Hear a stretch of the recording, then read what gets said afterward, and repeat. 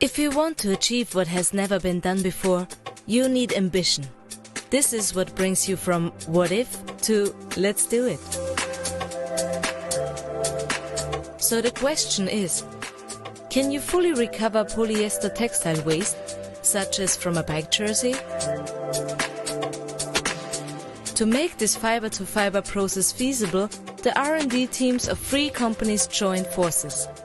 Sportstex, who specialize in the production of sportswear, RadiciGroup, with their many years of experience in circular economy, and Fibre, a company specializing in man-made fiber recycling machines. Shimano was the first company to embrace this sustainability project when it branded the first jersey coming from this supply chain collaboration.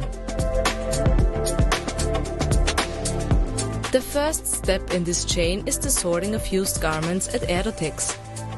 Thanks to their process-specific procedures, RadiciGroup make it possible to recycle fibers, with the aim of developing a real industrial process. What follows is shredding and extruding with machinery from Fibre, a company within the ITMA group.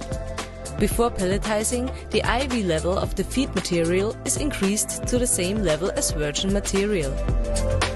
The next step is to produce yarn from the recycled pellets at RadiciGroup, where the R&D people are able to optimize the spinning process to obtain high-quality fibers that satisfy both technical and environmental specifications. The yarn is then knitted into fabric. The garment itself is then made and customized by Sportstex, which is part of the Sportstex market group. Once scaled up, this sustainable circular economy technology will make it possible to easily produce recycled polyester garments that, at the end of their life, can be recovered again. Thanks to this project, the partner companies proved the feasibility of circular economy with recycling projects that commoditize materials otherwise considered as waste, reducing the environmental impact of the textile sector.